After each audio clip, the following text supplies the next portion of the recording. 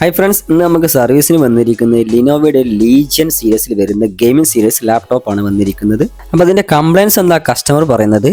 Over heat ആണ് പറയുന്നത്. അപ്പോൾ നമുക്ക് എന്ത് ചെയ്യാം, ഈ ലാപ്ടോപ്പ് ഓപ്പൺ ചെയ്ത് ചെക്ക് ചെയ്യാം. അപ്പോൾ നമുക്ക് കാണാൻ കഴിഞ്ഞ രണ്ട് സൈഡത്തെ ഫാനും ഒരേമാതിരി ബ്ലോക്ക് ആയിരിക്കുക ചെയ്യുന്നത്. ഒരു ഫാന് ഗ്രാഫിക്സ് കാർഡിന് വേണ്ടിയിട്ടാണ്, അതേമാതിരി തന്നെ ഒരു ഫാൻ വരുന്നത് പ്രോസസ്സറിൻ്റെ കൂളിങ്ങിന് വേണ്ടിയിട്ടാണ്.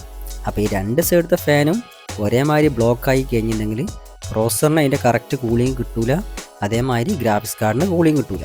ഗ്രാഫിക്സ് കാർഡിന് കൂളിങ് കിട്ടിയിട്ടില്ല എന്നെങ്കിൽ എന്താ സംഭവിക്കുക എന്നെങ്കിൽ സിസ്റ്റം എന്ത് ചെയ്യും, സിസ്റ്റം റീസ്റ്റാർട്ട് ആവും, സിസ്റ്റം ലാഗ് വരും, അതേമാതിരി തന്നെ സിസ്റ്റം ഫ്രീസിങ്ങും വരും. അപ്പോൾ ഈ മൂന്ന് കംപ്ലയിൻസാണ് പിന്നെ നമുക്ക് കിട്ടാൻ ചാൻസ് കൂടുതൽ. പിന്നത്തെ കംപ്ലയിൻസ് ഉണ്ടെങ്കിൽ സിസ്റ്റം ഡെഡ് ആവുക, അതല്ല എന്നുണ്ടെങ്കിൽ സിസ്റ്റം സ്റ്റക്ക് ആകുക. പിന്നെ ഒരു കംപ്ലയിൻസ് എന്താ വരിക എന്ന് പറഞ്ഞിട്ടുണ്ടെങ്കിൽ ഇതിൽ പ്രോസർ ഓവർ ആംബിയർ എടുക്കും, അതേമാതിരി തന്നെ ഗ്രാഫിക്സ് കാർഡും അതേമാതിരി തന്നെ നല്ല ഷാർപ്പ് ആംബിയർ എടുക്കും.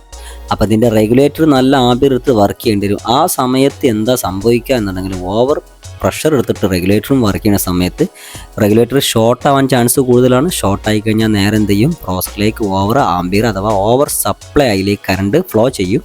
അപ്പോൾ പ്രോസർ ഷോർട്ട് ആവാൻ ചാൻസ് കൂടുതലാണ്.